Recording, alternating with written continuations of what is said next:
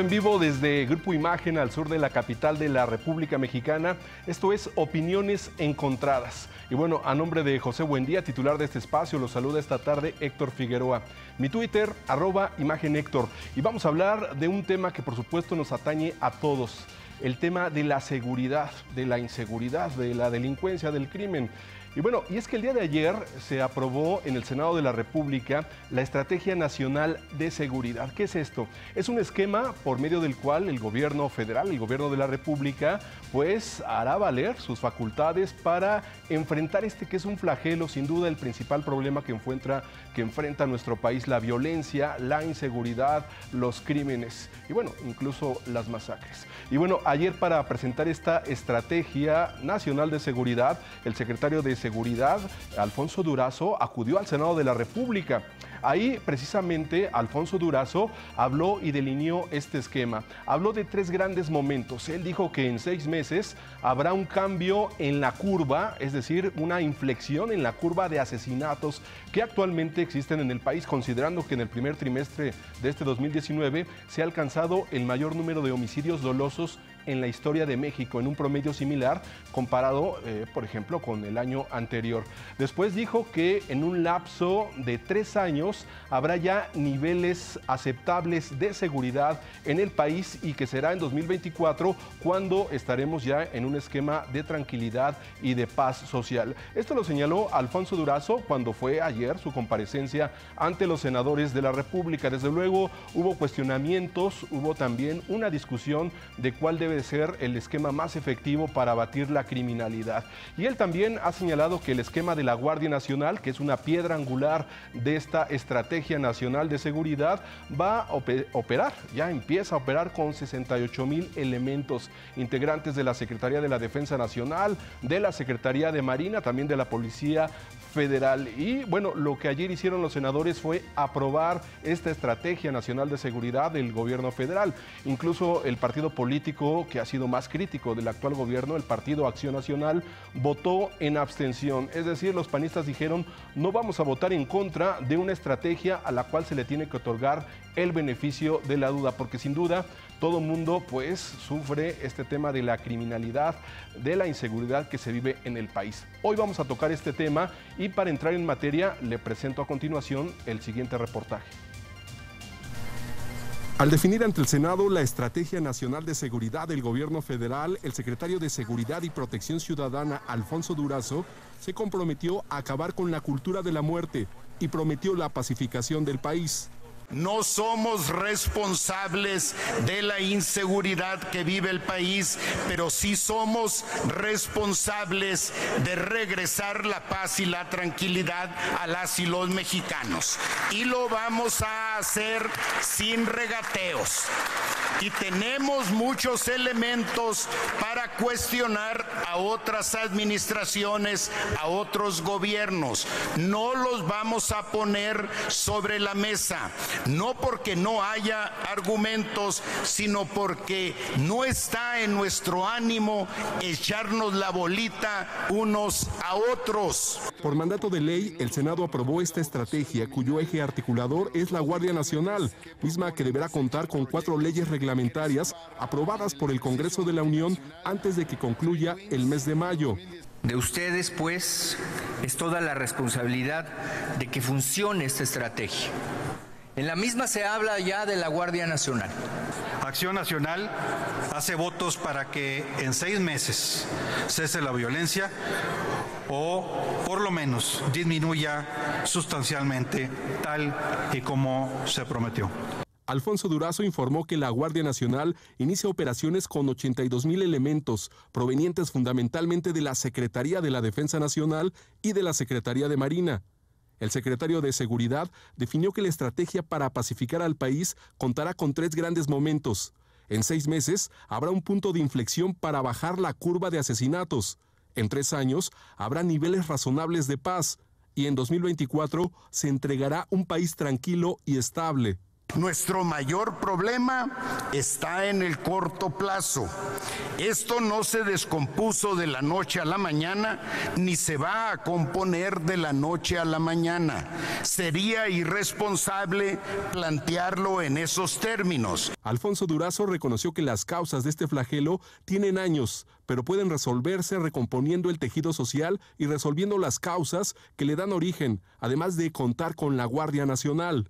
Nos lleva a la conclusión de que estamos frente a una crisis estructural de seguridad que trasciende responsabilidades sexenales. El secretario de Seguridad informó que se presentará un plan integral de seguridad para el estado de Veracruz. Informó para Imagen, Héctor Figueroa. Es la Estrategia Nacional de Seguridad del Gobierno Federal, ayer aprobada por el Senado de la República. Y desde luego tendrá momentos importantes esta estrategia. Falta todavía por parte del Legislativo aprobar las 4 leyes reglamentarias que dan sustento para la operación de la Guardia Nacional. Pero para ir entrando en materia, ya escuchábamos el reportaje, veíamos el reportaje de lo que ayer decía Alfonso Durazo, el secretario de Seguridad y Protección Ciudadana del Gobierno Federal. Y tenemos un invitado de lujo para hablar este tema, sin duda un analista experto en temas de seguridad nacional, es maestro desde luego en estos temas de seguridad, Julio Sabines, a quien saludo. Julio, ¿qué tal? Bienvenido. Héctor, gracias por tenerme aquí en el programa. Que por cierto, además candidato a fiscal general de la República. Estuve entre los 10 aspirantes votados por el Senado a la fiscalía, sí. Bueno, que sin duda esto también es muestra de que pues tu tema es este y el tema sin duda que nos atañe a todos, porque ¿quién no ha vivido un esquema de inseguridad, un asalto, un robo? Yo creo que es de los principales parámetros que sirven para medir el funcionamiento de un gobierno, hasta dónde estabiliza el tema de la inseguridad, sí, y desde luego el tema económico, que es también fundamental por otro rubro. Pero para entrar en materia, ¿tú cómo viste esta presentación? Me decías que viste alguna parte del discurso de Alfonso Durazo ayer en el Senado de la República. Creo que un discurso muy congruente, porque Alfonso Durazo decía que el tema de inseguridad que hoy vivimos no surgió de la noche a la mañana. Hay responsabilidades y omisiones durante los últimos años, pero tampoco se va a poder resolver de la noche a la mañana. Es decir, tiene que establecerse un proceso y el Gobierno de la República ya estableció este esquema de la Estrategia Nacional de Seguridad. Héctor, es sin duda un tema complejo, ¿no? Como bien lo mencionas, todos en la calle sentimos el temor de ser víctimas de la delincuencia. Se mide de distintas maneras la violencia que se ha desatado en muchas zonas del país terriblemente y sin duda no es un tema que tenga una sola respuesta. Y creo que esto es una de las grandes hazañas del plan de la Estrategia Nacional de Seguridad, que también lo distingue de momentos pasados, de otras administraciones, y es en lo que está innovando el gobierno del presidente López Obrador, que es una estrategia que por primera vez plantea temas mucho más amplios. La división del país, por ejemplo, en áreas. Bueno, este es un avance, pero es un tema que trata lo operativo. Lo operativo, y ahorita te voy a comentar por qué creo que esto sí es genial, pero también aborda el aspecto social de la delincuencia, ¿no? Se ha mencionado que si los apoyos sociales son una representación de que se criminaliza la pobreza, o sea que si ya no son pobres van a dejar de delinquir o delinquen por pobreza. No, esto no es así.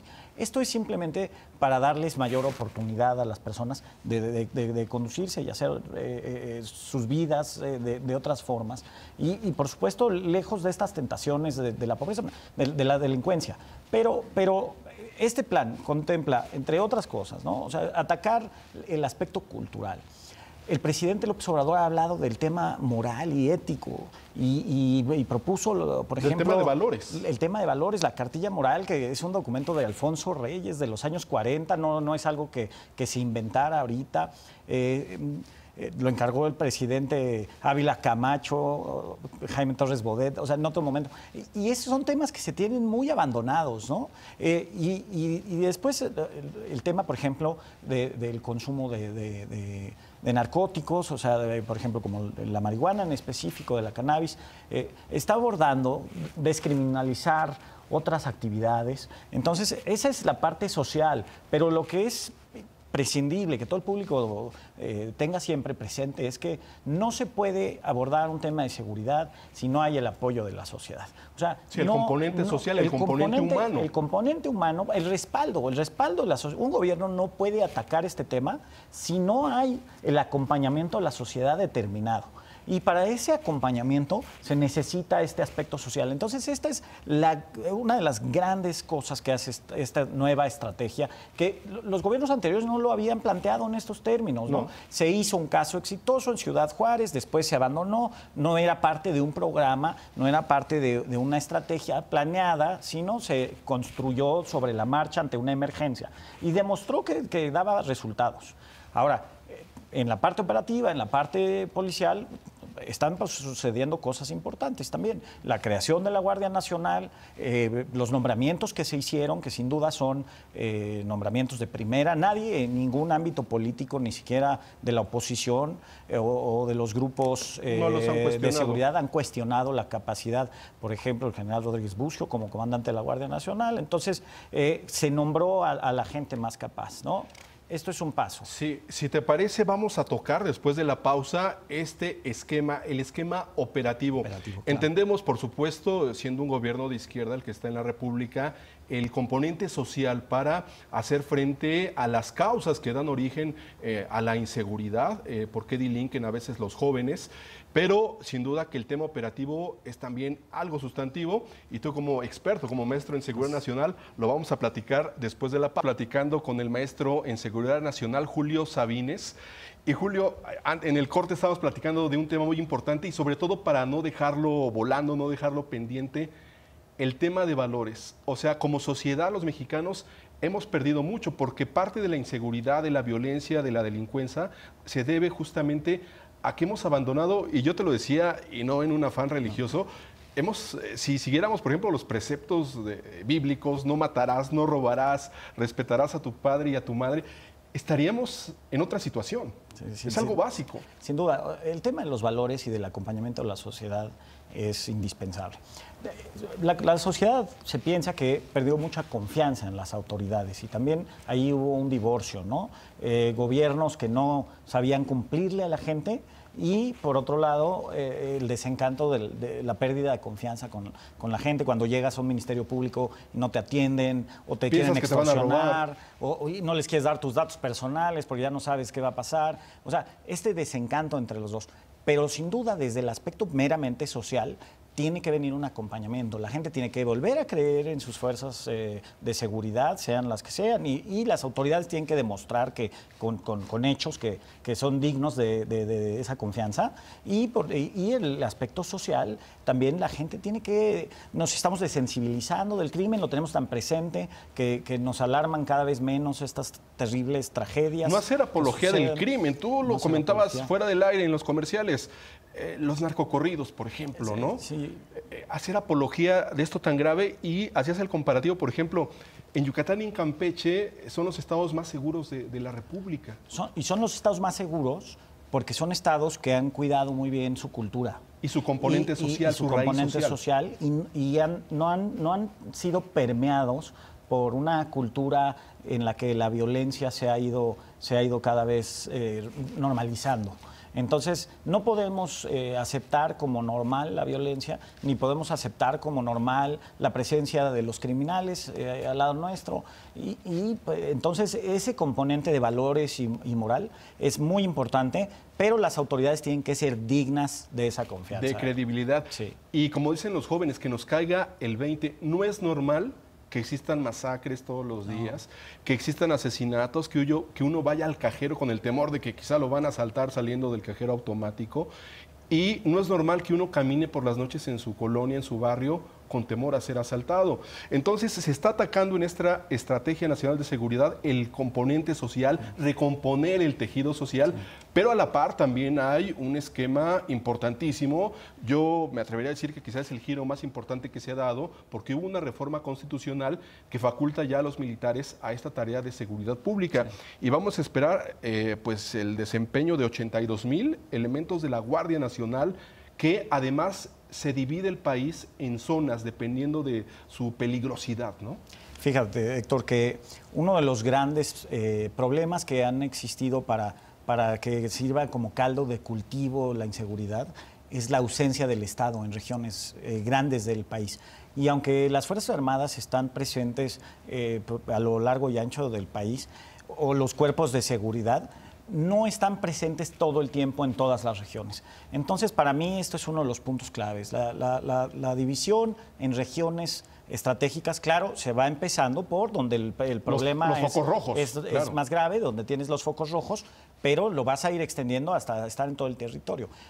Voy a poner un ejemplo, los hechos lamentables que están sucediendo de seguridad en Veracruz, que no solo es la matanza abominable de Minatitlán, sino los secuestros, feminicidios. El asesinato de la alcaldesa. El asesinato de la alcaldesa ayer. Es un tema en el que hay, por ejemplo, regiones del Estado en donde no hay presencia de las autoridades. O sea, regiones geográficas, municipios hacia el sur. O sea, no hay poder público. No hay poder público. Es tierra de nadie. Es tierra de nadie. Y entonces, ¿qué va a suceder ahora con la Guardia Nacional? La Guardia ya va a tener una presencia permanente en esas regiones. Como no lo tienen las Fuerzas Armadas, ahorita el Ejército, porque el Ejército se destacamenta, pero se retira. Sí, porque no está para la función de seguridad no pública. No estaban para esta función. Y como ya bien mencionaste, la reforma de la Guardia Nacional, el artículo 21 constitucional, les da las facultades por 5 años de forma extraordinaria de participar en tareas de seguridad pública. Que además aquí lo importante es que es a petición de los gobernadores. Y en este tema no hay cuestiones políticas, es decir, tenlo por seguro, gobernadores del PAN, del PRI, de Morena, del PRD, van a solicitar la presencia de la Guardia Nacional. Ahí está la clave, ¿no? También los gobiernos estatales tienen que asumir una responsabilidad que no han asumido. Sobre todo a la delincuencia. Uno de los principales objetivos de la Guardia y de la estrategia de seguridad del presidente López Obrador ha sido pacificar al país. Y esto es atacando todos los delitos comunes, como el que te asalten en el cajero. No es el combate a la delincuencia organizada únicamente contra el narcotráfico, sino la presencia de la Guardia lo que busca es disuadir, inhibir y ir disminuyendo esos índices de peligrosidad en todos los campos de la seguridad pública. Pero los gobiernos estatales tienen mucho que hacer. Los delitos no dejarán de ser investigados en su gran mayoría por las procuradurías o las fiscalías locales. Y los gobiernos estatales tienen que empezar a apoyar con mucho más contundencia. Con capacitación para los cuerpos policíacos, sí. con mejores pagos también para los policías. Sí, salarios, capacitación, se requieren muchos recursos y personal. No existe una fiscalía virtualmente en ningún estado del país que tenga el número de elementos suficientes para atender los índices, porque es una emergencia, ¿no? O sea, la parte institucional no ha crecido a la misma velocidad que el crimen. Vamos a seguir tocando este tema, sobre todo cómo va a funcionar la Guardia Nacional. Y es que ayer Alfonso Durazo, el secretario federal de Seguridad Pública, decía: no había de otra y seamos todos conscientes. Tenían que entrar los militares a hacer esta tarea de seguridad. Regresamos conversando con Julio Sabines, maestro en Seguridad Nacional, aquí en Opiniones Encontradas. Y hablábamos de este esquema de sectorizar el país en las zonas donde va a operar la Guardia Nacional. Con este esquema, y decía yo antes del corte, ayer se le preguntó al secretario federal de Seguridad Pública, Alfonso Durazo, sobre el tema de los militares. Y él respondió: no había de otras. O sea, seamos honestos todos. Tenían que entrar los militares a esta tarea de seguridad nacional, de seguridad pública, incluso de policía de proximidad, porque estamos en un tema de emergencia nacional. ¿Tú consideras que estamos en emergencia nacional en este tema? Sí, estoy de acuerdo. No en todo el país, tal vez, pero hay regiones definitivamente demasiado complicadas.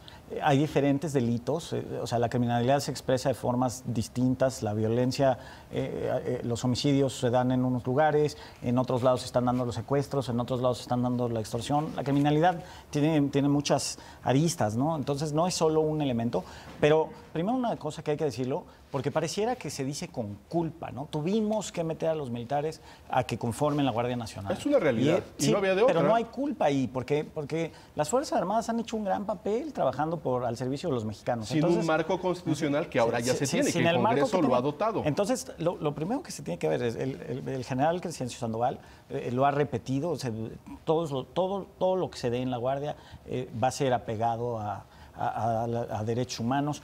La capacitación ya no quedó bajo el mando de las Fuerzas Armadas, se va a hacer, es un mando civil enteramente. Pero vamos, no hay culpa. No quiero quedarme mucho tiempo en este tema, ¿no? Pero no está mal decir, es que se ocupó a los militares. Los militares han hecho un gran papel, pero además han hecho un gran papel y han hecho un gran servicio por México. Entonces, la gratitud con ellos es completamente indispensable. Ahora, regresando se compone la Guardia. La estrategia, por supuesto, pues no es la formulación de políticas públicas. Primero se ponen objetivos generales, después se delimitan las líneas de acción y después se dan las estrategias operativas de campo, ¿no? No es, dependiendo de la región y de la zona. Porque tú dices el delito, por ejemplo, de la zona de La Laguna en Durango y Coahuila es distinto al sur de Veracruz, por ejemplo. Sin duda. Entonces hay diferentes aristas, diferentes especialidades de delitos, pero también es importante decirle al público, con todo y que el gobierno federal está jugando su papel y está haciendo su parte en lo que respecta a la Guardia no va a sobreseer las capacidades estatales. Los estados seguirán conservando sus policías estatales, seguirán conservando sus policías ministeriales. Eso es importante. Claro. Y sus policías municipales. O sea, la Guardia no reemplaza. La Guardia va a ser una presencia adicional, pero la ciudadanía debe de seguir exigiendo a sus autoridades locales que tengan policías más capacitadas. Ahora, depende para qué delitos. También ese es un lugar muy común, decir, es que no se prepara a los policías en los municipios. No, bueno, se prepara para los delitos que están en el rango de las funciones constitucionales de un ayuntamiento, ¿no? De una policía municipal, que no es combatir al crimen organizado. Y que este es el tema, es que es un tema bien interesante porque las leyes reglamentarias y ya también la modificación constitucional que se hizo para que exista la Guardia Nacional con el alto componente militar establece que eso es por un periodo de 5 años, a petición de los propios gobernadores, lapso en el cual las policías estatales y locales tienen que profesionalizarse, capacitarse. Este también es un componente que va en paralelo con el esquema de la Guardia Nacional. De hecho, la reforma constitucional le da a los estados y a los ayuntamientos un plazo límite menor a 1 año para realizar un diagnóstico y poner manos a la obra en cuanto a lo que mencionas bien sobre la capacitación y la profesionalización de sus policías. Pero también hay que decirlo, y hay que decirlo así, porque siempre se dice, es que los policías municipales o los ayuntamientos no hacen su trabajo. Y no, muchas veces no están para los mismos delitos. Aunque el policía tenga constitucionalmente la facultad de atender todos los delitos, vamos, el policía no está para enfrentarse a un convoy armado de delincuencia organizada. Y ahí viene otro aspecto relevante. La estrategia nacional no solo busca la parte policial, también se le ha dado un papel importante a la unidad de inteligencia financiera. Con el doctor Santiago Nieto se le está empujando fuerte a que desde la unidad de inteligencia financiera se persiga el dinero y se busquen. Y se hizo una ley está la propuesta de la ley de extinción de dominio con mayores facultades. Se le cierra un poco la puerta con la prisión preventiva del artículo 19 a muchos delitos. Entonces, es donde la estrategia involucra muchos factores, ¿no? Y yo creo que siendo realistas al ciudadano común, al ciudadano que vemos en la calle caminando, no le importa si la seguridad la tiene un policía de la bancaria industrial, un policía estatal, un militar, lo que quiere es sentirse seguro, claro, que su casa, sus pertenencias no va a ser asaltado, que va a poder caminar con seguridad y que sus hijos van a tener esta protección para no ser asaltados si van a una fiesta. Yo creo que es lo que nos importa, ¿no? Y yo creo que el esquema que se ha diseñado también hay que considerar el apoyo de las fuerzas políticas en el Congreso de la Unión que permitieron esta reforma constitucional, es efectivamente para darnos esa tranquilidad y dejar de discutir, ay, está bien los militares, no está bien los militares, claro, porque además, y también creo que es importante resaltar, la propia Organización de las Naciones Unidas a través de Michelle Bachelet, la alta comisionada de los derechos humanos, vino a México a suscribir un acuerdo para que se vigile el respeto de los derechos humanos con este nuevo esquema de Guardia Nacional. Sí, mira, esto es súper importante. No se trata de ver cómo no, porque ya se dio el sí. Entonces, se trata de ver hacia adelante y para construir hacia adelante cómo tener una mejor guardia. Ya la guardia es un hecho, la estrategia está planteada, entonces, ¿cómo vamos a hacer que esta estrategia se implemente mejor? ¿Cómo vamos a hacer una mejor guardia? Y otra cosa, el papel de la Fiscalía General de la República es importante. El doctor Gertz está haciendo su trabajo, están pasando por una etapa de transformación importante, pero las fiscalías locales también tienen gran responsabilidad. Los ciudadanos, como bien dices, queremos sentirnos seguros en las calles, pero también queremos sentirnos respaldados por nuestras autoridades si algo nos pasa. Y queremos saber que si vamos a un ministerio público, que si acudimos en búsqueda en auxilio de la justicia nos va a responder como ciudadanos. Entonces, esta es una parte integral en la que se tiene que actuar de forma conjunta con la estrategia del Ejecutivo. No todo cae en manos únicamente del Poder Federal. Esto es un hecho. Y no todo cae solo en manos del Poder Ejecutivo, porque también el Poder Judicial juega un papel relevante en cuanto a sus jueces. En la impartición de justicia, porque caramba, se detiene a un criminal y sale libre en X tiempo. Desafortunadamente, siento que el Poder Judicial no ha respondido de la misma... con la misma contundencia con el resto de los otros poderes ante esta emergencia. El hipergarantismo judicial se tiene que replantear. Es importante que los jueces tengan bien claro que la justicia es importante, ¿no? O sea, no solo lo procesal, sino no buscar el hueco en la averiguación, en la carpeta de investigación para liberar al delincuente. Sí. Está con nosotros Julio Sabines, experto, maestro en seguridad nacional. Estamos entrando ya en la recta final de este programa y te preguntaba antes del corte sobre los plazos. En 3 meses bajar la curva de homicidios en el país. Esto es lo que se ha planteado. 6 meses, 6 meses. Primero sobre este tema, luego en 3 años tener estándares aceptables de seguridad y en 6 años haber compuesto esta situación. ¿Tú cómo lo ves? Mira, primero quiero empezar por decir que todavía no están las leyes secundarias aprobadas. Y no todo es miel sobre hojuelas. Yo creo que las iniciativas que se presentaron todavía requieren de trabajo. Se presentaron borradores, no iniciativas. Propiamente no están en su calidad de iniciativas todavía. Y tienen el mes de mayo para aprobarlas, están contrarreloj. Creo que están contrarreloj, y creo que ahí todavía tienen mucho trabajo legislativo que hacer. Entonces, las leyes, en mi opinión, son susceptibles de una mejora. De perfeccionarse. Sustancialmente. Sí encuentro cosas ahí que me hicieron ruido y yo creo que los legisladores tienen que asumir un papel y dialogarlo con el Ejecutivo para poder encontrar una mejor ley. Una vez que ya estén las leyes, la ley de la Guardia, son 4 leyes la ley del Sistema General de Seguridad Pública, la ley del Registro Nacional de Aprehensiones y la Ley Nacional de Uso de la Fuerza. Una vez que estén esas, entrará ya en acción la Guardia. Y con la entrada en acción de la Guardia empezará a contar estos plazos una vez que la Guardia esté desplegada en las regiones. Y que tenga el andamiaje legal para poder trabajar. Y empiece a tener la presencia física permanente en las regiones. Para esto es lo que hablamos de que estén en las regiones. Lo que ya no podemos tener es que llegue la Guardia y se vaya. Porque la gente dice, si yo vengo a colaborar con ustedes, me quedo ya desprotegido. ¿Qué es lo que ocurría antes? Y es lo que pasa en los sexenios pasados. Sí. O sea, llegaban los militares a un estado, se tranquilizaba la situación, se salían de ahí y se iban a otro foco rojo y volvía a brotar el cáncer. ¿Y qué pasaba con la gente? ¿No? La gente no quería, a lo mejor si estaban enterados de una actividad criminal o de alguna cosa, pues no querían ir a alertar a las autoridades. ¿Por qué? Porque todos decían, bueno, si se enteran que fui yo el que vine a decir y ustedes ya se van, entonces la presencia de la Guardia.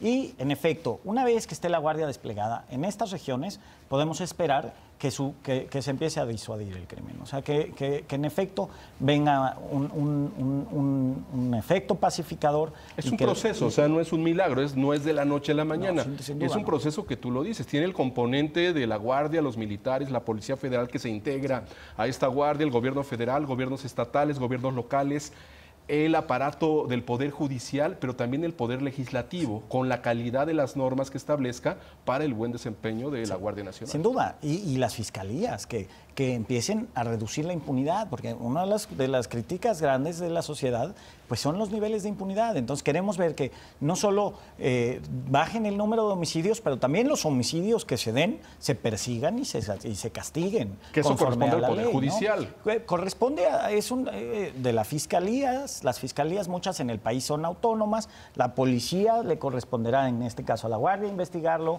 al Ministerio Público encuadrarlo jurídicamente, darle la contundencia legal y a los jueces sancionarlo. Entonces, se tienen que integrar muchos elementos.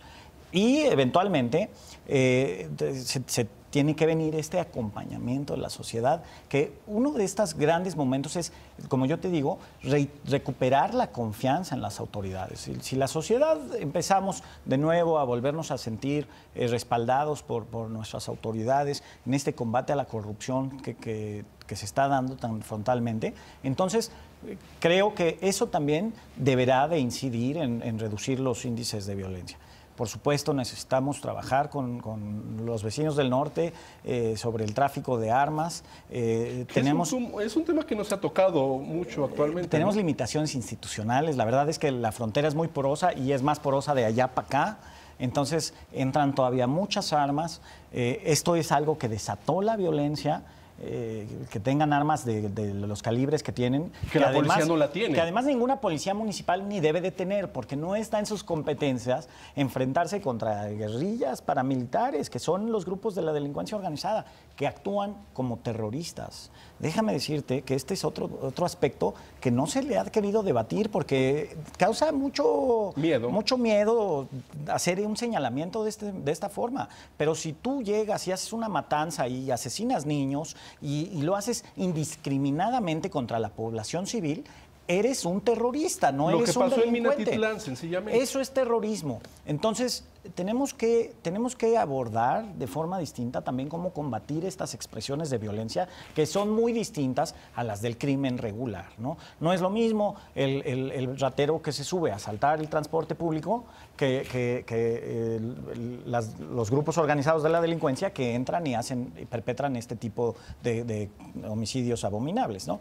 Entonces, tenemos que bajar las armas y, en efecto, la estrategia tiene que venir a empezar a jalar integralmente. Y lo importante va a ser no solo que esté la Guardia desplegada, sino que empiece a caminar toda la estrategia, incluyendo, por supuesto, el acompañamiento de la sociedad. Eso es muy importante porque, este gobierno, más que otros en la etapa moderna de nuestro país, tuvo un gran respaldo popular en las elecciones, ¿no?